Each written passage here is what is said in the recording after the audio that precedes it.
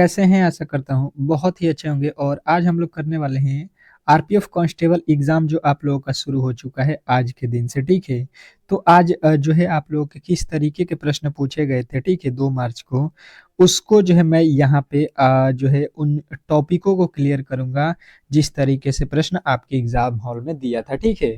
तो जिनका भी एग्ज़ाम यानी कि कल 3 मार्च को है उनके लिए ये क्लास रामबाण क्लास होगा या आने वाले 4, 5, 6 7 जो है तारीख को जिनका भी पेपर है भाई साहब आप लोग इस क्लास को मिस मत कीजिएगा क्योंकि जिस तरीके से आरपीएफ कांस्टेबल में प्रश्न पूछा है जिन जिन टॉपिकों से पूछा है उन सारे टॉपिकों को मैं यहाँ पे क्लियर कर दूंगा। आप लोगों को एग्जाम हॉल में सेम टू सेम ऐसा ही प्रश्न देखने को मिलेगा। तो मैं चाहता हूं कि आप लोग वीडियो को अंत तक देखेंगे। जो भी मेरे दोस्त देख रहे हैं प्लीज अंत तक देखिएगा क्योंकि इसमें आप लोगों के जीके भी हैं, ठीक है? उसके बाद से मैथ भी है और उसके बाद से रीजनिंग भी है। तीनों जो है आप लोगों को यहाँ पे क्लियर करूंगा और देखना आप लोगों का एग्जाम हॉल में डिट्टो प्रश्न फंसेगा, ठीक है? तो चलिएगा वीडियो को स्टार्ट करते हैं और जिन्होंने भी मेरे दोस्त इस चैनल को लाइक नहीं किया है, ठीक है, तो लाइक कर दीजिए क्योंकि सुबह में एक क्लास आप लोगों को प्रोवाइड होगा 4 AM पे। जिनका भी कल पेपर है वो जो है आप लोग क्लास देख कर ही जाइएगा। रामबाण क्लास होगा तो आप लोग चैनल को सब्सक्राइब करके बेल आइकन वाला जो है घंटी ऑन कर लीजिएगा क्योंकि नोटिफिकेशन चला जाए, ठीक है? नहीं तो आप लोगों को ये क्लास मिस होगी तो बहुत जो है डिफरेंस होने वाला है, ठीक है? तो आप लोग उसको जरूर देख लीजिएगा। अब देखिए पहले प्रश्न को हम लोग सॉल्व करेंगे। कह रहा है कि दी गई श्रृंखला में अगला पद ज्ञात कीजिए। 2 प्रश्न दिया था, 2 प्रश्न श्रृंखला श्रेणी से आप लोगों को 2 प्रश्न दिया था। तो बेहतर तरीके से जिस टाइप के प्रश्न पूछा गया था उन्हीं को जो है यहाँ पे मैं रखा हूँ। देखिए नॉर्मल प्रश्न आपके समझ लीजिए, यहाँ पे मैं बता भी देता हूँ किस टाइप के प्रश्न पूछा था। 25 तो नॉर्मल प्रश्न थे रीजनिंग में, आपके 35 ठो थे। 25 ठो सभी लोग करके आएंगे इसमें, तो मतलब जो पढ़ा हुआ है 2-3 महीने से तो वो 25 ठो कर लेगा। लेकिन उसमें से 5 ठो जो है आप लोगों के थोड़े से मॉडरेट लेवल का था जो कि अच्छे तरीके से वो भी जो पढ़े हैं वो करेंगे और 5 जो था हार्ड लेवल का था। तो ये 5 जो अच्छे तरीके से पहले से क्लास कर रहे हैं, जो जिन्होंने 1 साल से मेहनत किया है, वो जो है ये 35 में 35 प्रश्नों को करके आए हैं, ठीक है? परंतु जिन्होंने यहाँ पे नॉर्मल पढ़ा है वो 25 ठो कर लेगा और जो थोड़े से मॉडरेट लेवल का था, मतलब आपको कहने का मतलब है कि 25 ठो क्वेश्चन तो नॉर्मल पूछ रहा है जिस तरीके से आप लोग कर सकते हैं, और जो हार्ड लेवल के हैं उसको भी आप लोग कर सकते हैं यदि आप क्लास को रेगुलर देख लेते हैं। 2-3 क्लास अगर मैं दे देता हूँ तो उससे बाहर नहीं जाएगा, ठीक है? तो देखिए एक क्लास कोशिश करूंगा कि और आप लोगों को करा दूं शाम में 9 बजे के आसपास में जो है आप लोगों को एक क्लास सोच रहा हूँ कि ले लूंगा। तो आप लोग तैयार रहिएगा, ठीक है? यहाँ पे देखिए 5 से लिखा है 8। 5 से 8 कब होगा? जब यहाँ पे 3 जोड़ा जाएगा। 8 से 12 कब होगा? जब यहाँ पे 4 जोड़ा जाएगा। 12 से जो है यहाँ पे 17 लिखा है यानी कि 5 जोड़ा है। 17 से 6 23 यानी 6 जोड़ा है। तो इसके आगे देखिए हमको क्या जोड़ना पड़ेगा? 3 के बाद 4, 4 के बाद 5, 5 के बाद 6, 6 के बाद यहाँ पे हम लोग 7 जोड़ देंगे। तो ये जो है आपके कितना है? 23। 23 में 7 जोड़ेंगे, ये आप लोगों का हो जाएगा 30, ठीक है? तो 30 जो है आप लोगों के राइट उत्तर था। आप कहिएगा कि ये इतना इजी दिया था? बिल्कुल दिया था, ठीक है? इस तरीके के भी प्रश्न आपके एग्जाम हॉल में दिए गए थे। तो आपको जो है घबराना नहीं है कि सारे ही आप लोगों के हार्ड अगर दे देगा तो फिर तो जो है पता चलेगा कि 30 पे कट ऑफ हो जाएगा 20 पे, ठीक है? तो एग्जामिनर जो है आप लोगों को ऐसा नहीं देता है कि अगर जो है आपके कितना 90 मिनट का जो है पेपर है तो आपको 120 क्वेश्चन करना है। तो अब बताओ कि सारे ही क्वेश्चन अगर 4 मिनट 5 मिनट में बनने वाले अगर आपको दे दिया जाए तो बताइए वो कौन करेगा? जो एग्जामिनर बनाया है वो करके दिखा देगा। उस ये 90 मिनट के क्वेश्चन करने वाला होगा तभी तो आपके लिए दिया गया है, ठीक है? ये भी आपको ध्यान देना है। यहाँ पे देखिएगा, ये देखिएगा आप लोगों का अगला प्रश्न है।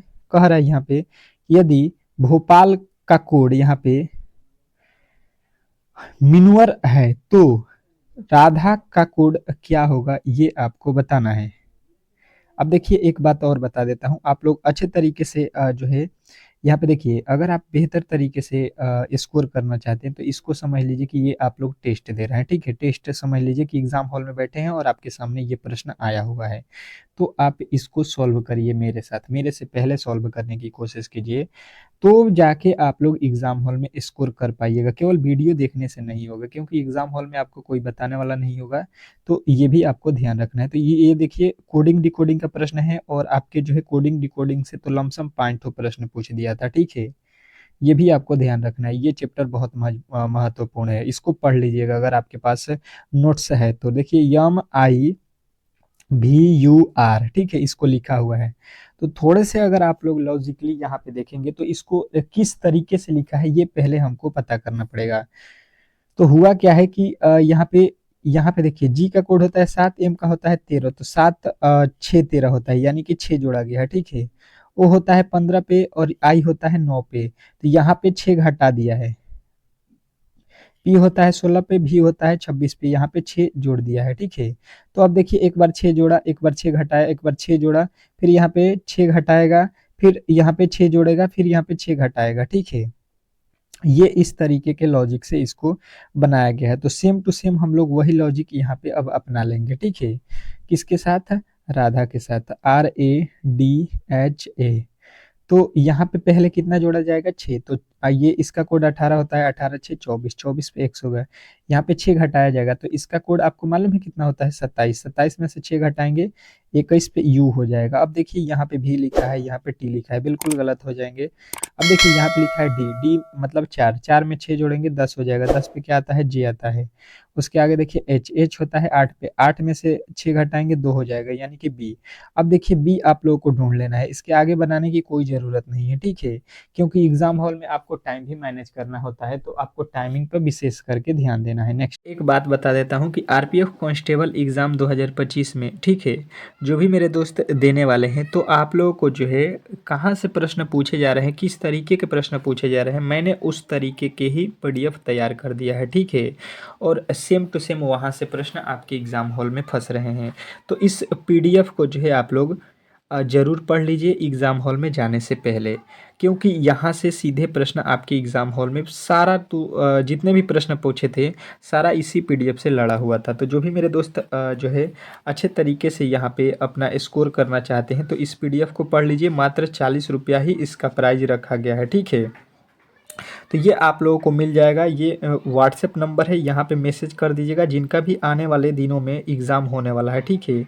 वो एक बार इसको ज़रूर पढ़ लीजिए। यदि आपके पास 5 घंटा भी समय है, 4 घंटा, 2 घंटा, तो आप इसको ज़रूर पढ़ लीजिए, क्योंकि इसको पढ़ने के लिए मात्र 1 घंटा जो है समय काफ़ी है, ठीक है। 1 घंटा में मैं इसको इस तरीके से बनाया हूँ कि आप लोग अच्छे तरीके से पढ़ सकते हैं, ठीक है। सारे क्वेश्चन आप लोगों को यहीं से लड़ेंगे। तो चलिए मिलते हैं हम लोग जो है यहाँ पे अगले क्वेश्चन की तरफ। अगला क्वेश्चन देखिएगा। प्रश्न, अगला प्रश्न कह रहा है आप लोगों के सामने कि विजय 10 मीटर पश्चिम की ओर चलता है और फिर बाएं मुड़ता है। 10 मीटर चलता है, वह फिर बाएं मुड़ता है और 10 मीटर चलता है। वह 45 डिग्री घूमता है और सीधा चलता है। अब वह किस दिशा में चल रहा है, ये हम लोगों से पूछा गया है। तो बताने की कोशिश करेंगे सभी लोग कि इस प्रश्न का सही उत्तर क्या होने वाला है। मेरे साथ सॉल्व करेंगे, जो भी मेरे दोस्त एग्जाम हॉल में जाने वाले हैं मेरे साथ अगर सॉल्व करते हैं तो बिल्कुल आप लोगों के जो है बेनिफिट होंगे। आइए सॉल्व करते हैं, यहाँ पे इन प्रश्नों को बेहतर तरीके से समझने की कोशिश करते हैं।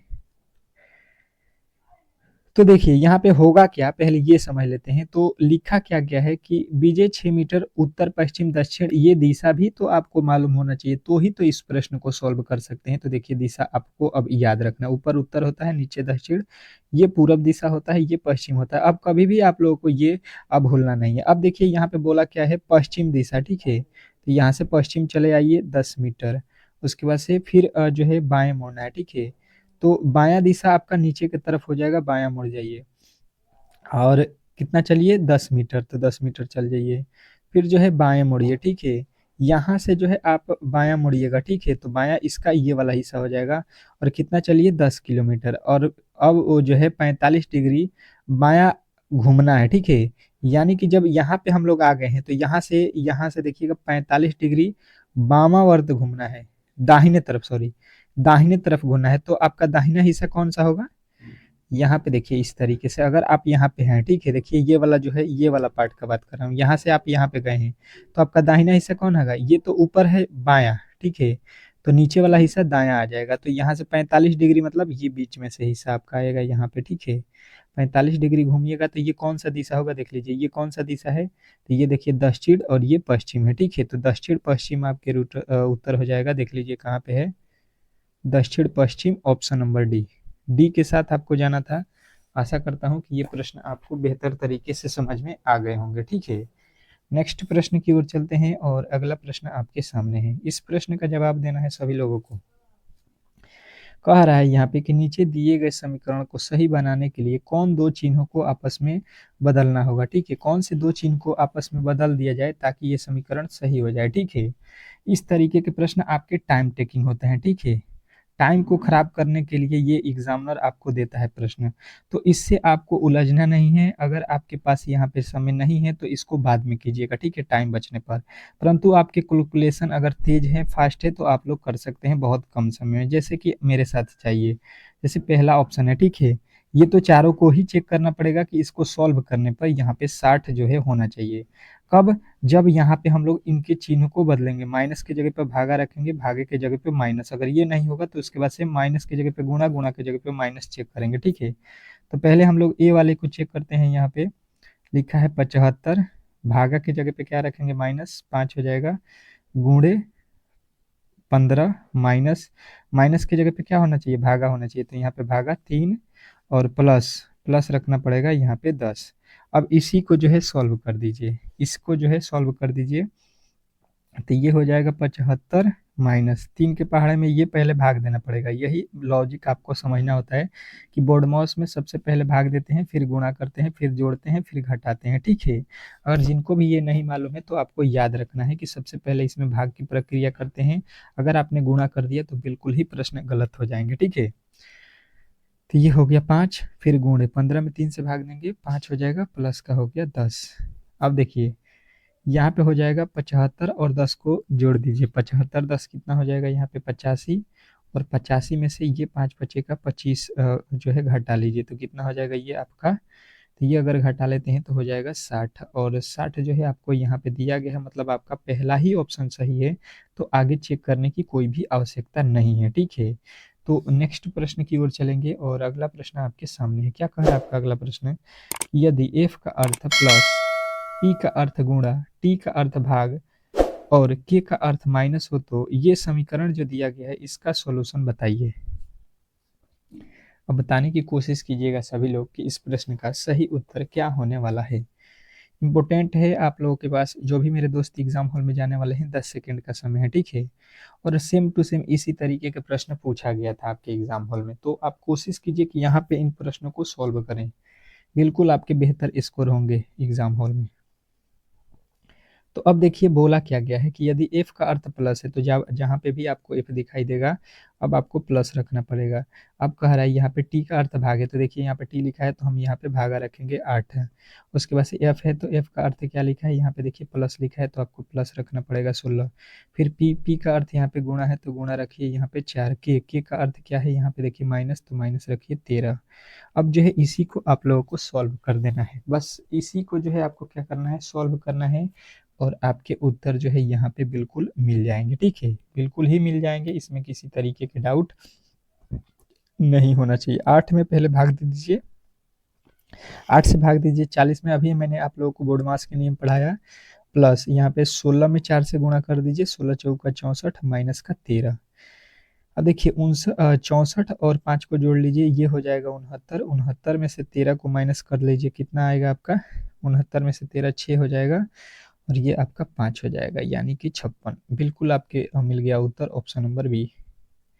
बी जो है इस प्रश्न का 100% सही उत्तर है, इसमें किसी तरीके के डाउट नहीं होना चाहिए। ठीक है, नेक्स्ट प्रश्न की ओर चलेंगे और अगला प्रश्न आपके सामने है। क्या कह रहा है आपका अगला प्रश्न कि यदि एक निश्चित तरीके से, ठीक है, इस तरीके के निश्चित जो है कुड भाषा में प्रश्न दिया गया था कि 3 और प्लस 4 बराबर 25 है। ठीक है, और 7 प्लस 24 बराबर 625 है, तो 9 प्लस 40 बराबर क्या होगा, ये आपको बताना है। बताने की कोशिश करेंगे सभी लोग कि इस प्रश्न का सही उत्तर क्या होने वाला है। आपके पास समय बहुत कम है। ठीक है, तो कोशिश कीजिए कि इन प्रश्नों को सही से आप लोग सॉल्व कर सकें। चलिएगा, बताइएगा, जितने भी मेरे दोस्त देख रहे हैं प्रश्न का सही उत्तर बताने की कोशिश करेंगे। तो देखिए हुआ क्या है, अगर आप सोच रहे हैं कि 3 और प्लस का 4 कर दें तो ये 25 आ जाएगा, तो बिल्कुल ही आप गलत सोच रहे हैं, ठीक है। 3 और 4 जोड़ेंगे तो 7 हो रहा है, ठीक है। अगर 3 गुणे 4 भी कर रहे हैं तो 3 चौका यहाँ पे 12 होगा, परंतु लिखा गया है 25। तो हमें 25 जो है किस तरीके से लाना है ये हमको सोचना पड़ेगा। तो लॉजिक यहाँ पे कौन से लगाएंगे ये अब जो है आपके लिए बहुत इंपॉर्टेंट है, ठीक है।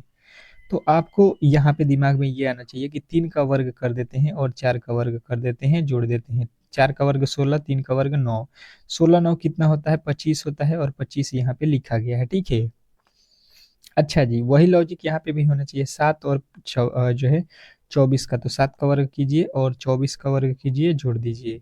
7 का वर्ग कितना होता है 49, 24 का वर्ग कितना होता है 24 का वर्ग होता है 576, ठीक है। इन दोनों को जोड़ दीजिए तो 9 6 15 के 5, 7 4 11, एक हासिल 12, और ये हो जाएगा आपका जो है 5 1 6, ठीक है। तो 625 आपके यहाँ पे भी दिया गया है। अब जो है सेम टू सेम वही लॉजिक हम लोगों को इसके अगले वाले में लगा देना है। तो ये देखिए 9 लिखा है, 9 का वर्ग कर लेंगे, प्लस ये 40 का वर्ग कर लेंगे। 9 का वर्ग 81 होता है, 40 का वर्ग 1600 हो जाएगा। तो 1600 में 81 जोड़ देंगे तो ये आपका कितना मिलेगा 1681, और ये आपको कहाँ पे दिया गया है, तो बिल्कुल ही आपके उत्तर बनेगा ऑप्शन नंबर सी। तो आशा करता हूँ कि ऐसे प्रश्न आप लोग कभी भी गलती नहीं करेंगे। नेक्स्ट प्रश्न की ओर चलेंगे और अगला प्रश्न आपके सामने है। अब देखिए फिगर काउंटिंग से प्रश्न आपके एग्जाम हॉल में दे रहा है, ठीक है। तो त्रिभुज से आपके एक प्रश्न दिया गया था जो कि बहुत इजी था, ठीक है। तो इजी ही प्रश्न आपके दिए जाएंगे, थोड़े से आपको जो है यहाँ पे टाइम जो है माइनस करना है। टाइम जो है मेन इसमें है, ठीक है। कह रहा है कि दी गई आकृति में कुल कितने त्रिभुज हैं, ठीक है। त्रिभुजों की संख्या काउंट करनी है। जैसा कि मैंने आप लोगों को ट्रिक भी बताया हुआ है, तो जो भी मेरे दोस्त ट्रिक को फॉलो करेंगे बहुत ही जल्द बना लेंगे। ये कितने त्रिभुज आपको दिखाई दे रहा है, एक, और इसमें से एक बीच में से मैं लकीर खींच दूंगा तो ये कितना हो जाएगा, ये एक हो जाएगा, ये दो हो जाएगा, ठीक है। इसमें छोटे छोटे दो बन गए और ये एक बड़ा वाला है, ठीक है। ये बड़ा वाला जो त्रिभुज है ये एक, तो टोटल त्रिभुज इसमें कितने आपको कहना है, 3 कहना है, ठीक है। तो यहाँ पे भी आपको उसी तरीके से सेम टू सेम बना हुआ है, तो यहाँ पे 3, और उसी प्रकार बड़े पैमाने पे देखेंगे इसके बड़े वाले हिस्से में, तो ये 3, 3 और 3 कितने होते हैं 6, तो 6 जो है आपके बिल्कुल राइट उत्तर हो जाएगा, जो कि ऑप्शन नंबर बी में दिया गया है। तो आशा करता हूँ कि ये प्रश्न भी आपको बेहतर तरीके से समझ में आ गए होंगे और ऐसे प्रश्नों को कभी भी आप लोग गलती नहीं करेंगे, ठीक है। नेक्स्ट प्रश्न की ओर चलेंगे और अगला प्रश्न आपके सामने है। देखिएगा, कह रहा है कि दी गई आकृति का सही दर्पण प्रतिबिंब ज्ञात करें। अब चलिएगा इसका सही दर्पण प्रतिबिंब बताने की कोशिश कीजिएगा सभी लोग, परंतु ध्यान देना है कि आपको प्रतिबिंब भी कहाँ पे रखा गया है, ये सबसे पहले जरूरी है, ठीक है। तो जो भी मेरे दोस्त अच्छे तरीके से समझे हैं कि ये देखिए ये वाला हिस्सा है और यहाँ पे जो है आपके जो है रखा गया है दर्पण, यानी कि प्रतिबिंब इसका जो है यहाँ पे आगे बनना चाहिए, ठीक है। ये आप लोगों को समझना बहुत जरूरी होता है। तो बताइएगा इसका सही दर्पण प्रतिबिंब क्या होगा। तो इसको जो है हम लोग यहाँ पे बना रहे हैं, ठीक है। अब ये देखिए ये वाला इधर आएगा और ये जो गोला है यहाँ पे बिल्कुल बनेगा, और ये वाला जो हिस्सा है ये इधर आ जाएगा। जो ये वाला हिस्सा है ये तो इधर आएगा और ये लकीर इधर जाएगा, और ये वाला जो कोण है आपका, तो ये बिल्कुल आपका इधर ही बनेगा, ठीक है, यहाँ पे। तो अब इस तरीके से देखिए आपको कहाँ पे, ये तो सीधा उल्टा लिखा है, बिल्कुल गलत, ये भी उल्टा है, बिल्कुल गलत। और यहाँ पे जो है आपकी गड़बड़ी क्या है, तो देखिएगा यहाँ पे देखिएगा ये किस तरीके से लिखा है और यहाँ पे किस तरीके से लिखा गया है। तो ये वाला तो सीधा ही लिख दिया है, ठीक है, तो ये गलत हो जाएगा और ये पलटेगा, आपके ऑप्शन नंबर सी बिल्कुल राइट उत्तर होगा, ठीक है। नेक्स्ट प्रश्न, अगला प्रश्न देखिएगा आप लोगों के सामने आ चुका है। कह रहा है कि दी गई आकृति में कुल कितने त्रिभुज हैं, ठीक है। त्रिभुजों की संख्या आप लोगों को काउंट करना है, बताइएगा, बताने की कोशिश करिएगा सभी लोग कि इस प्रश्न का सही उत्तर क्या होने वाला है। चलिएगा बताने की कोशिश करेंगे सभी लोग। तो देखिए अच्छे तरीके से आप लोगों को यहाँ पे देखिएगा, मैंने त्रिभुज काउंट करने की जो है बताने की कोशिश की थी, और मैंने एक और एक्स्ट्रा प्रश्न आपके लिए रखा हुआ है, ठीक है, ताकि प्रश्न में किसी तरीके के डाउट ना हो। हर एक टॉपिक के एक दो प्रश्न मैंने रखा है, दो दो प्रश्न, ताकि उस टॉपिक के प्रश्नों को आप लोग भी मेरे साथ सॉल्व कर लेंगे तो टॉपिक ही क्लियर हो जाएगा। तो देखिए यहाँ पे अगर काउंट कीजिएगा तो ये एक त्रिभुज हो जाएगा, ये दूसरा हो जाएगा, ये तीसरा, ये चौथा, ठीक है।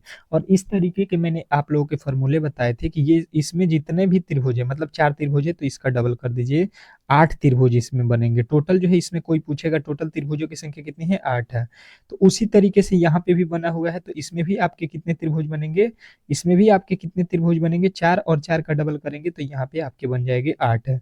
तो 8 8 तो 16 हो गया, ठीक है। अब जो है आपने 16 बताया है, तो बिल्कुल जो है आप लोगों के गलत उत्तर हो जाएंगे, क्योंकि देखिए यहाँ पे जो है 16 जो है, 16 के बाद भी इसमें आपके बन रहा है त्रिभुज। अब कौन सा बन रहा है देखिएगा, यहाँ से देखिएगा आप लोगों के, यहाँ से एक त्रिभुज बनेगा और एक जो है यहाँ से बनेगा, ठीक है। तो 2 त्रिभुज और इसमें ऐड हो जाएगा, तो 16 और 2 18, यानी कि त्रिभुज जो है आप लोगों को यहाँ पे देखने को मिलेगा, ठीक है। तो आशा करता हूँ कि ये प्रश्न भी आपको बेहतर तरीके से समझ में आ गए होंगे। अब चलिएगा यहाँ पे अगले प्रश्न की ओर। अगला प्रश्न देखते हैं आप लोगों के सामने। यहाँ पे आपका अगला प्रश्न कह रहा है कि सर्वहारी, भालू, हिरण, इसके बीच वेन डायग्राम बनाइए। सर्वहारी, भालू, हिरण के बीच वेन डायग्राम बनाइए। दो प्रश्न वेन डायग्राम से आपके एग्जाम हॉल में दिया गया था, तो आपको अच्छे तरीके से ये आने चाहिए। वेन डायग्राम बनाना अच्छे तरीके से आना चाहिए, जैसे कि मैंने आप लोगों को सिखाया भी है कि वेन डायग्राम कैसे बनाते हैं। कभी भी गलती नहीं करना है, ठीक है। कभी भी जो है आप लोगों को गलती नहीं करना है ऐसे प्रश्नों में। देखिए सर्वहारी का मतलब क्या होता है, अगर आपको मालूम है तो ये प्रश्न बिल्कुल ही सही करेंगे, अगर नहीं मालूम है तो बिल्कुल ही गलत कर देंगे, ठीक है। सर्वहारी बोलते हैं उसको जो सभी चीजों को खाता हो, तो सर्वहारी मान लीजिए ये हो गया वेन डायग्राम में। अब देखिए भालू है, भालू को आप लोगों को मालूम है कि ये सभी चीज खाता है। सभी का मतलब ये हो गया कि आपके मांस भी खाना चाहिए, और मतलब शाकाहारी भी होना चाहिए, मांसाहारी दोनों ही खाता है, तो ये इसके अंदर आएगा। हिरण जो है, हिरण ये केवल शाकाहारी है, तो ये जो है मांस नहीं खाता है हिरण, तो इसलिए ये अलग हो जाएगा, ये सर्वहारी नहीं है, मतलब सभी चीज खाने वाला नहीं है। तो इस तरीके से आपके ऑप्शन नंबर ए बिल्कुल राइट उत्तर हो जाएगा, इसमें किसी तरीके के डाउट नहीं होना चाहिए, ठीक है। आशा करता हूँ कि आपको ये क्लास बेहतर तरीके से समझ में आ रहा होगा। अगला प्रश्न देखिएगा आप लोगों के सामने आ चुका है। अगला प्रश्न है, आप लोग बताने की कोशिश करेंगे, हर एक प्रश्न को 10 सेकंड जो है मेरे से ले लीजिएगा, लेकिन हमसे आगे जो है बनाने की कोशिश कीजिएगा। कह रहा है कि दी गई श्रृंखला में अगला पद ज्ञात कीजिए। जो दिया गया श्रृंखला है, इसमें जो है आप लोगों को वाट के स्थान पे बताना है कि कौन सी संख्या आने वाली है। आइएगा बनाने की कोशिश करते हैं मेरे साथ। जो भी मेरे दोस्त कोशिश कीजिए मेरे साथ कि सॉल्व कर दे प्रश्नों को। हुआ क्या है पहले ये समझते हैं। हुआ ये है कि ये लिखा है 6, 6 से लिखा है 17, तो आपके दिमाग में आएगा कि 11 जोड़ा गया। उसके बाद से देखेंगे तो यहाँ पे हो गया 10। 17 से 10 कब होगा, जब इसमें से 7 घटा देंगे। इसके आगे देखिए लिखा है 14, यानी कि 4 जुड़ दिया है। उसके बाद से फिर लिखा है 14, तो यहाँ पे 0 जुड़ दिया। मतलब कोई लॉजिक यहाँ पे आपको समझ में आएगा। कहिएगा बिल्कुल ही नहीं आ रहा है सर, ये किस तरीके से बनेगा। तो भाई साहब यही है, यही प्रश्न का खासियत है आप लोगों को, कि कुछ ऐसे प्रश्न एग्जामिनर देता है जहाँ पे आपको फंसाता है, और जो यहाँ पे अगर निकल जाएंगे उन्हीं का रिजल्ट होगा। तो यहाँ पे बेहतर तरीके से हमको ये दिमाग में आना चाहिए कि भाई साहब ये श्रृंखला काफी लंबा हमें दिखाई दे रहा है, ठीक है। और जब भी श्रृंखला लंबा दिखाई दे तो आपके दिमाग में आना चाहिए कि यहाँ पे डबल श्रृंखला लगा होगा, यानी कि 6 से 10 का जो है संबंध है, पहले का तीसरे से, यानी कि 4 जोड़ा गया। फिर यहाँ से एक वर्ड छोड़ के अगले में जाइए, देखिए फिर 4 जोड़ा है। इसके आगे एक वर्ड छोड़ दीजिए, यहाँ पे फिर 4 जोड़ा गया है। लॉजिक जो है इस तरीके से आपको देखिए बराबर लग रहा है, ठीक है। तो वही लॉजिक आप देखिए 17 के बाद जो है यहाँ पे लिखा है जो है 14, यानी कि -3 किया है। उसके आगे देखिए जो है 14 से फिर 11, यानी कि -3, तो फिर उसके आगे हम -3 कर देंगे। तो 11 में से 3 जाएगा, कितना होता है, 11 में से 3 जाएगा 8, और 8 आपके बिल्कुल राइट उत्तर हो जाएगा ऑप्शन नंबर ए। तो ये जितने भी मेरे दोस्त बनाए हैं बिल्कुल उनका राइट उत्तर है, ठीक है। आशा करता हूँ कि ये प्रश्न आपको बेहतर तरीके से समझ में आ गए होंगे, और ऐसे प्रश्न को कभी भी आप लोग गलती नहीं करेंगे। नेक्स्ट प्रश्न देखिएगा आप लोगों के सामने आ चुका है। कह रहा है कि दी गई श्रृंखला में अगला पद ज्ञात कीजिए। जो दिया गया श्रृंखला है इसमें जो है आप लोगों को अगला पद बताना है। चलिएगा बताने की कोशिश करिए सभी लोग कि इसमें जो है आप लोगों के अगले पद कौन से हैं, इस वाट के स्थान पे कौन सी संख्या आने वाली है। बेहतर है, बहुत बेहतर है। आप लोग ऐसे प्रश्नों को अच्छे तरीके से कर सकते हैं। चलिएगा, बताइएगा इस प्रश्न का सही उत्तर क्या होने वाला है। तो अब देखिए इसको हम लोग किस तरीके से सॉल्व करते हैं। 12 लिखा है, 12 से जो है 22 लिखा है, तो देखेंगे 10 जोड़ा है। 22 से देखिएगा यहाँ पे 42 लिखा है, यानी कि 20 जोड़ दिया। फिर यहाँ पे 52 लिख दिया, मतलब 42 से 52 मतलब 10 जोड़ दिया। 52 से 72 यानी कि 20 जोड़ दिया। फिर यहाँ पे 10 जोड़ दिया। फिर यहाँ पे 20 जोड़ा हुआ दिख रहा है, ठीक है। तो इसके आगे हमको कितना जोड़ना पड़ेगा, तो 20 के बाद से फिर हमको 10 जोड़ना पड़ेगा, ठीक है। तो 10 जोड़ दीजिए, तो ये हो जाएगा 112। और 112 बिल्कुल आपका राइट उत्तर हो जाएगा, ऑप्शन नंबर ए। आशा करता हूं कि ये प्रश्न भी आपको बेहतर तरीके से समझ में आ गए होंगे और ऐसे प्रश्नों को कभी भी आप लोग गलती नहीं करेंगे। नेक्स्ट प्रश्न की ओर चलते हैं और अगला प्रश्न आपके सामने है। अब देखिएगा यहाँ पे एनालॉजी टाइप का प्रश्न भी आप लोगों के सामने बहुत ज्यादा पूछा जा रहा है, ठीक है। कह रहा है कि दी गई श्रृंखला में अगला पद ज्ञात कीजिए। तो अगला पद बताने की कोशिश करेंगे सभी लोग। यहाँ पे लिखा है 15, फिर लिखा है आपके 62, फिर लिखा है 16, फिर यहाँ पे पूछ रहा है कि कौन सी संख्या होने वाली है। अब बताने की कोशिश करेंगे सभी लोग कि यहाँ पे कौन सी संख्या आने वाली है। चलिएगा, बताइएगा मेरे दोस्त, इस प्रश्न का सही उत्तर क्या होने वाला है। तो हम यहाँ पे देख रहे हैं कि ये 15 लिखा है, ठीक है। और 15 से 62 लाना है, तो 15 चौका 60 और 2 जोड़ देंगे, मतलब 4 से गुणा और 2 जोड़ दीजिए, तो 15 चौका 60 और 2 62 हो जाएगा, ठीक है। वही लॉजिक अगर 16 के साथ लगाते हैं, तो 16 में 4 से गुणा करना पड़ेगा, 2 जोड़ना पड़ेगा, तो 16 चौके 64 और 2 66 हो जाएगा, जो कि आपके ऑप्शन नंबर ए में दिया गया है। नेक्स्ट प्रश्न, अगला प्रश्न कह रहा है कि दी गई श्रृंखला में अगला पद ज्ञात कीजिए। अगला पद मतलब यानी कि इसको कहना चाहिए कि पहले का संबंध जो है दूसरे से है, तो तीसरे का संबंध आप लोग बताइए। लॉजिक सिंपल है, आप लोग जिस तरीके से पिछले प्रश्न को किया था बिल्कुल ही उसी तरीके का प्रश्न है। 2 से हमको 14 पर जाना है, तो यानी कि 2 में 7 से गुणा करेंगे, 7 दूना का 14 हो जाएगा, ठीक है। उसी तरीके से यहाँ पे लिखा है 21, 21 में जो है हमको क्या करना पड़ेगा, 7 से गुणा, 7 एक में 7 हो जाएगा, 7 दूना का 14 हो जाएगा, ठीक है। अब देखिए 147 बन रहा है, ये जो है आपके ऑप्शन नंबर डी में दिया गया है, ठीक है। तो आशा करता हूं कि ये प्रश्न भी आपको बेहतर तरीके से समझ में आ गए होंगे। अब चलते हैं हम लोग जीके के प्रश्नों की ओर, क्योंकि जीके आपके लिए बहुत महत्वपूर्ण है, ठीक है। और जिन्होंने भी 50 में 35 जीके सही कर दिए, उनका तो 100% रिजल्ट पक्का हो जाएगा, ठीक है। तो आइए जीके पे जो है ज्यादा हम लोग फोकस करेंगे। पहला जीके के प्रश्न आप लोगों के सामने आज का है। देखिएगा, जिन जिन टॉपिकों से जीके के प्रश्न पूछे गए थे, मैंने उन्हीं सारे टॉपिकों के जो भी इंपॉर्टेंट प्रश्न थे उसको जो है यहाँ पे रखा हुआ है, ठीक है। तो अच्छे तरीके से इन जीके के प्रश्नों को आप लोगों को देख लेना है। पहला प्रश्न कह रहा है कि वांगला, वांगला जो है किस राज्य की गारो जनजाति का सबसे प्रसिद्ध त्योहार है। वांगला किस राज्य का है, तो आपको बताना है कि वांगला जो होता है ये आपके मेघालय की गारो जनजाति द्वारा प्रसिद्ध जो है त्योहार मनाया जाता है। अगला प्रश्न कह रहा है कि सिविल सेवा में अधिकारी के रूप में नियुक्त पहले भारतीय कौन थे। सिविल सेवा में आपको बताना है कि भारत के जो है सबसे पहले कौन थे, तो ये आप लोगों को बताना है, ये थे दादा भाई नौरोजी, ठीक है। चलिएगा, अगले प्रश्न की ओर चलते हैं। यहाँ पे क्या बोला गया है, एक मिनट, ये सिविल सेवा में सबसे पहली बार कौन जो है भारत की ओर से जो है अधिकारी बने थे, तो ये आपके सत्येंद्र नाथ टैगोर बने थे। सॉरी, यहाँ पे आपको ऑप्शन नंबर सी बताना था, ठीक है, ये नहीं होगा, सॉरी। नेक्स्ट प्रश्न, अगला प्रश्न देखिएगा आप लोगों के सामने आ चुका है। अखिल भारतीय ट्रेड यूनियन कांग्रेस के पहले अध्यक्ष कौन थे। अखिल भारतीय ट्रेड यूनियन कांग्रेस के पहले अध्यक्ष कौन थे, तो आपके उत्तर बनेगा लाला लाजपत राय थे, ठीक है। नेक्स्ट प्रश्न, अगला प्रश्न देखिएगा आप लोगों के सामने आ चुका है कि संवैधानिक प्रावधान केंद्र राज्य संबंध निम्नलिखित में से किस देश से उधार लिया गया है। तो ये जो है संवैधानिक प्रावधान केंद्र राज्य संबंध, ये जो है आप लोग के कनाडा राज्य से, कनाडा देश से लिया गया है, ठीक है। अगला प्रश्न कह रहा है पीटी उषा का जो है उपनाम क्या है। ये सारे ही प्रश्न आपके लिए बहुत इंपॉर्टेंट है, क्योंकि इसी टॉपिकों से प्रश्न आज पूछे गए थे। तो मैंने उन टॉपिकों के जो है अच्छे अच्छे जो भी प्रश्न थे इंपॉर्टेंट, उसको जो है मैंने यहाँ पे रखा हुआ है। तो आपको बताना है पयोली प्रेस, ठीक है।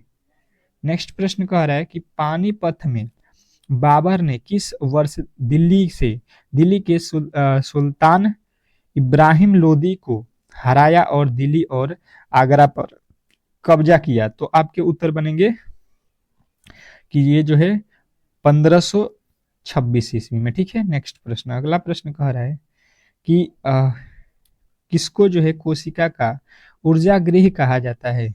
किसको जो है कोशिका का ऊर्जा गृह कहा जाता है? तो माइटोकॉन्ड्रिया को, ठीक है। नेक्स्ट प्रश्न, अगला प्रश्न देखिए, कह रहा है कि निम्नलिखित में से कौन सी मृदा निक्षालन की प्रक्रिया को बनाती है? निम्नलिखित में से कौन सी मृदा निक्षालन की प्रक्रिया को बनाती है? तो आपको बताना है लेटराइन, ठीक है। नेक्स्ट प्रश्न, अगला प्रश्न कह रहा है पृथ्वी के घूर्णन के कारण उत्पन्न बल को क्या कहा जाता है? पृथ्वी के घूर्णन के कारण जो बल उत्पन्न होता है उसको हम लोग क्या बोलते हैं? तो आपके याद होना चाहिए, ये जो है कोरियोलिस बल कहा जाता है, ठीक है। नेक्स्ट प्रश्न देखिएगा, आप लोगों के सामने आ चुका है, निम्नलिखित में से कौन चोल साम्राज्य मंदिर का एक उदाहरण है? निम्नलिखित में से कौन चोल साम्राज्य मंदिर का जो है एक उदाहरण है? तो आपका उत्तर बनेगा यहाँ पे ऐरावतेश्वर मंदिर, ठीक है। ऐरावतेश्वर जो है आपके राइट उत्तर है। नेक्स्ट प्रश्न कह रहा है कानपुर में 1813 के विद्रोह में, ठीक है, विदेश नहीं, विद्रोह का जो है नेतृत्व किसने किया था? तो ये जो है आप लोगों के कौन किए थे? नाना साहब। नेक्स्ट प्रश्न, अगला प्रश्न देखिए, कह रहा है कि कथक नृत्यांगना सितारा देवी को जो है 1973 में निम्नलिखित में से किस पुरस्कार से सम्मानित किया गया था? तो उनको जो है पद्म श्री से जो है सम्मानित किया गया था। नेक्स्ट प्रश्न, बैंकिंग क्षेत्र के संदर्भ में आईएफसी में एफ का जो है अर्थ क्या है? ठीक है, तो बैंक में जो आईएफसी कोड होता है, ठीक है, उसमें एफ जो लिखा होता है उसमें जो है उसका अर्थ क्या होता है? तो आपको बताना है कि फाइनेंशियल होता है, ठीक है। नेक्स्ट प्रश्न कह रहा है कि कशेरुकी आंख का एक क्षेत्र जहां दृक तंत्रिका रेटिना से बाहर निकलती है उसे हम लोग क्या बोलते हैं? तो आपको बताना है ये ब्लाइंड स्पॉट बोला जाता है, ठीक है। नेक्स्ट प्रश्न कह रहा है निम्नलिखित में से कौन सा भारतीय शहर कलमकारी चित्रकला के प्रसिद्ध हैं? कलमकारी चित्रकला के लिए कौन सा शहर प्रसिद्ध है? तो बताना है कि मसूलीपट्टनम, ठीक है। नेक्स्ट प्रश्न, अगला प्रश्न देखिएगा, आप लोगों के सामने आ चुका है, भगवान शिव के 3 स्वरूपों का जो है प्रतिनिधित्व करने वाली जो है 7 मीटर ऊंची सदाशिव मूर्ति की जो है गुफाएं पाई जाती है, मतलब कहाँ पाई जाती है ये आपको बताना है। तो आपको बताना है एलिफेंटा में, ठीक है, एलिफेंटा की गुफा में। नेक्स्ट प्रश्न कह रहा है कि माई अन फायर गेटेबल मेमोरीज के लेखक या लेखिका कौन है? तो आपके उत्तर बनेगा ये जो है ममता बनर्जी है, ठीक है। नेक्स्ट प्रश्न, अगला प्रश्न कह रहा है कि वृद्धि हार्मोन किस ग्रंथ द्वारा स्रावित होती है? तो जो है वृद्धि हार्मोन आप लोगों को याद रखना कि ये जो है पीयूष ग्रंथि से संबंधित होती है, स्रावित होती है, ठीक है। अगला प्रश्न कह रहा है कि भारत में त्रिस्तरीय पंचायती राज व्यवस्था के लिए किस समिति ने सिफारिश की थी? तो आपके उत्तर बनेंगे कि ये जो है बलवंत राय ने सिफारिश की थी। नेक्स्ट प्रश्न कह रहा है कि भारत में राष्ट्रीय सुरक्षा सलाहकार का पद किस वर्ष जो है सृजित किया गया था? तो आपके उत्तर बनेंगे कि ये जो है 1998 में किया गया था। नेक्स्ट प्रश्न, अगला प्रश्न कह रहा है LAC वास्तविक नियंत्रण रेखा भारत और किस देश के बीच में जो है प्रभावी सीमा है? तो आपके उत्तर बनेंगे ये जो है चीन के बीच में। नेक्स्ट प्रश्न, निम्नलिखित में से किसे भारतीय क्रांति की जननी कहा जाता है? निम्नलिखित में से किन्हें भारतीय क्रांति की जननी कहा जाता है? तो आपके उत्तर बनेगा यहाँ पे मैडम भीकाजी कामा। नेक्स्ट प्रश्न कह रहा है कि विजय हजारे ट्रॉफी का संबंध किस खेल से है? तो विजय हजारे ट्रॉफी जो है आपको मालूम है क्रिकेट से संबंधित है। नेक्स्ट प्रश्न, निम्नलिखित में से कौन सा स्मारक जहाज द्वारा नहीं बनाया जाता है? तो आप लोगों के उत्तर बनेगा यहाँ पे कौन? तो ये जो है पंचमहल। नेक्स्ट प्रश्न, अगला प्रश्न देखिए, कह रहा है कि जो है खेती के किस रूप को स्लैश एंड बर्न कृषि कहा जाता है? तो आपके उत्तर बनेगा ये जो है आदिम निर्वाह कृषि है, ठीक है। तो हम लोग क्लास को यहीं पे समाप्त करते हैं और बचे हुए क्वेश्चन और आपके लिए मोस्ट इंपोर्टेंट क्वेश्चन मैं ला रहा हूँ 9 पीएम पे, ठीक है। तो आप लोग रात को 9 पीएम हमसे जुड़िएगा और उसमें आप लोगों को बेहतर प्रश्न जो आपके एग्जाम हॉल में आने के 100% चांस है उसको मैं कराऊंगा, जिन जिन टॉपिकों से आज प्रश्न पूछे गए थे। और रामबाण प्रश्न आपको मैंने बता भी दिया है कि सुबह के 4 AM पे कराऊंगा, जो कल आप लोगों का पेपर है, ठीक है। तो जिनका भी पेपर है आप लोग बेल आइकन जरूर ऑन कर लीजिएगा। मिलते हैं नेक्स्ट वीडियो में, तब तक के लिए जो है धन्यवाद।